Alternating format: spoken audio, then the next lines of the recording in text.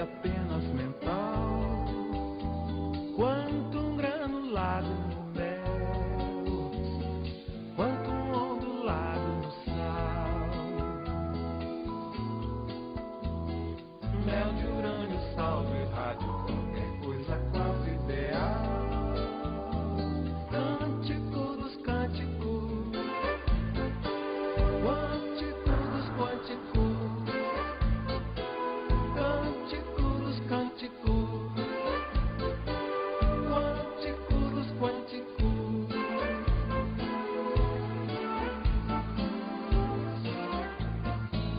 É interessante quando se vê os fogos de artifício que os chineses já os conheciam desde a antiguidade. E você sabe como eles utilizavam? Para espantar os monstros e mal-olhados.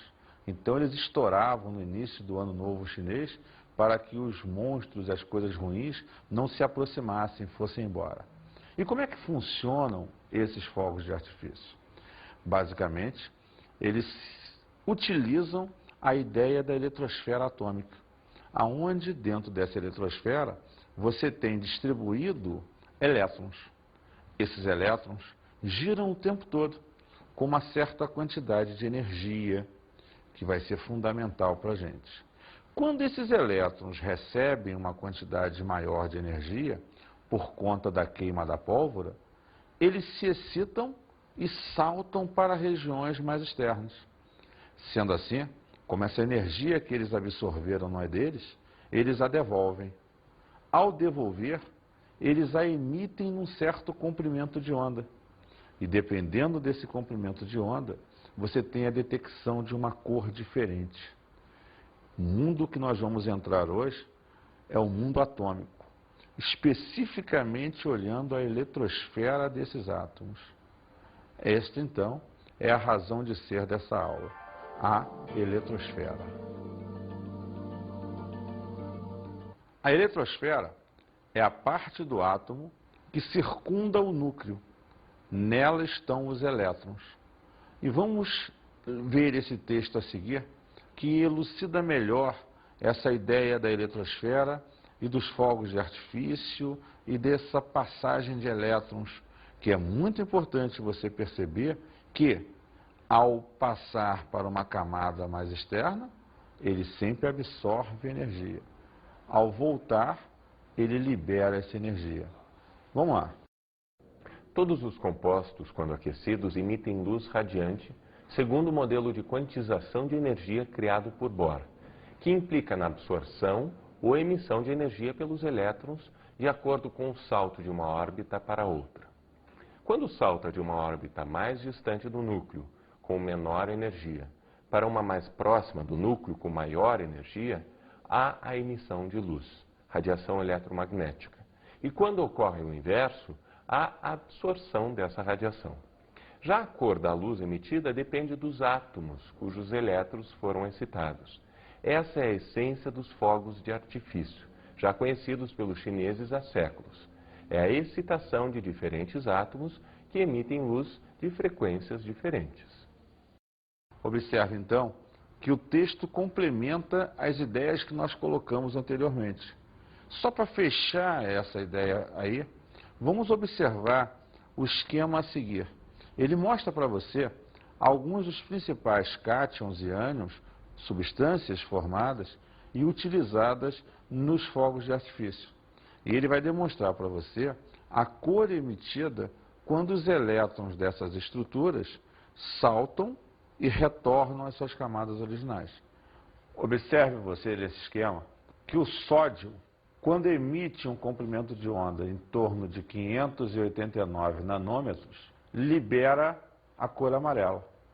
O bário libera entre 511 e 530 nanômetros o comprimento de onda. Logo, isso percebe-se no verde. O cobre libera entre 400 e 530 nanômetros, o que se percebe na cor azul.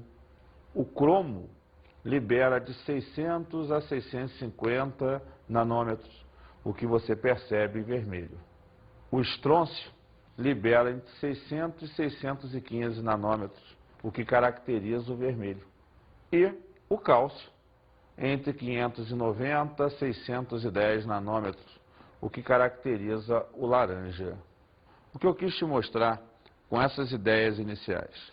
Primeiro, existe uma eletrosfera que gira ao redor do núcleo. Segundo, nela estão elétrons, que hoje sabe-se que tem uma quantidade de energia, o que nós chamamos de quantum de energia, e que, segundo Bohr, necessariamente existem regiões mais afastadas ou mais próximas, onde, se esse elétron estiver, alguns terão mais energia, alguns terão menos. Então, houve uma necessidade, segundo os estudos preliminares, de dividir essa eletrosfera em regiões. Regiões essas que teriam maior ou menor quantidade de energia. Hoje se fala em pacotes de energia, os quântons de energia estão associados a pacotes, onde cada partícula ali dentro, cada elétron, teria um quantitativo diferente de energia. Por isso, foi-se dividido em regiões que levam em consideração o que nós vamos daqui a pouco falar, que são os estados quânticos. Então vamos ver isso aqui. Eletrosfera, divisão em regiões, em função de quantos de energia. Como eu tinha te dito, é a questão do quantitativo de energia que vai ser fundamental nesse processo. Então aqui, toda a questão eletrônica está associada a um estado de energia. Configuração eletrônica dos átomos. Se átomos possuem elétrons, alguns mais, outros menos, eu preciso entender como é que vai se configurar esse átomo. Como é que é essa divisão da eletrosfera? Como é que esses elétrons vão estar colocados aí dentro? Eis a divisão. Camadas, subníveis, orbitais e o sentido de giro do elétron. Vamos lá. Eletrosfera, maior região do átomo. Ela é cerca de 10 a 4 vezes maior do que o núcleo. Uma região tão grande leva-nos a perceber a necessidade de divisão. Então, o que se observou no primeiro momento? Uma divisão mais ampla de regiões maiores, chamadas de camadas. Então, camadas são as divisões iniciais que a eletrosfera tem. Só que essas camadas não posicionavam muito bem onde os elétrons estavam. Foi então permitido fazer uma segunda divisão, os subníveis. Os subníveis são regiões menores, divisões das camadas, onde se precisa um pouco mais aonde estariam esses elétrons. Só que mesmo assim, essa é uma região muito grande ainda. Foi necessário dividi-la em pedaços menores, chamados de orbitais. Os orbitais determinam a região mais provável de se encontrar o elétron dentro da eletrosfera.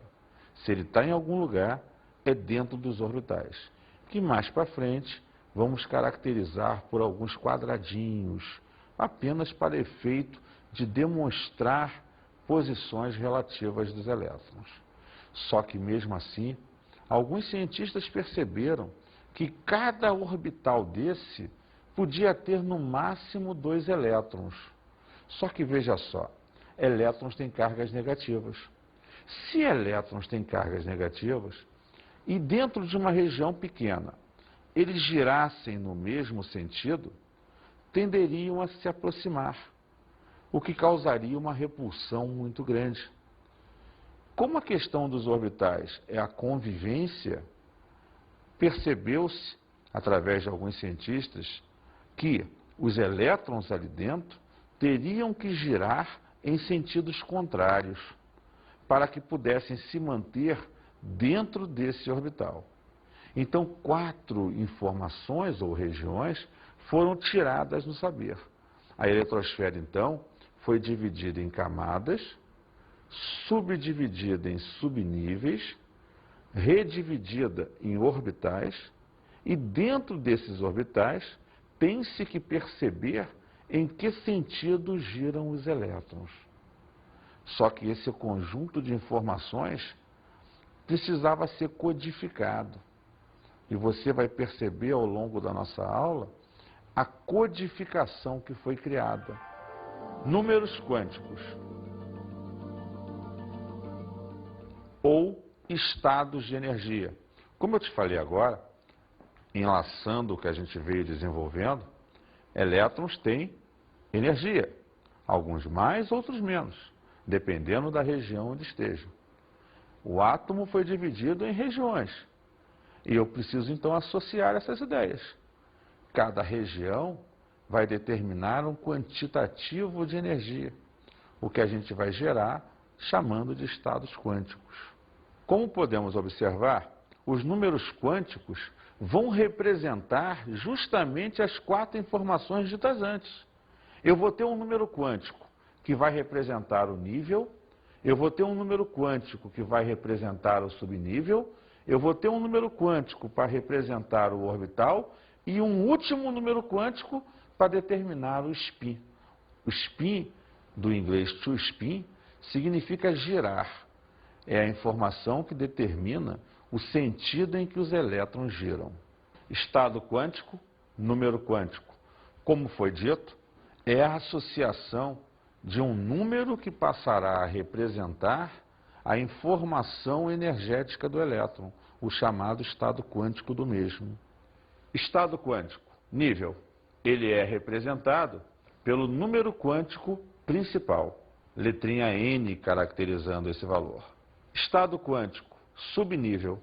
Ele será representado por um número quântico secundário ou azimutal, letrinha L minúscula. Estado quântico orbital vai ser representado pelo número quântico magnético, M, alguns autores usam ML, associando ao subnível. Estado quântico spin, sentido de giro do elétron, número quântico de spin, mesma palavra, representado pela letrinha S, alguns autores usam o M com um Szinho. Indiferente isso, formas representativas, dependendo da região. Camadas de energia. Essa é a primeira divisão da eletrosfera. É aquela no qual você terá todos os elétrons, com certeza, distribuídos ao longo das hoje conhecidas 7 camadas eletrônicas. Existem hoje uma divisão de 7 regiões onde os elétrons estarão distribuídos, num primeiro momento. Camadas K, L, M, N, O, P e Q.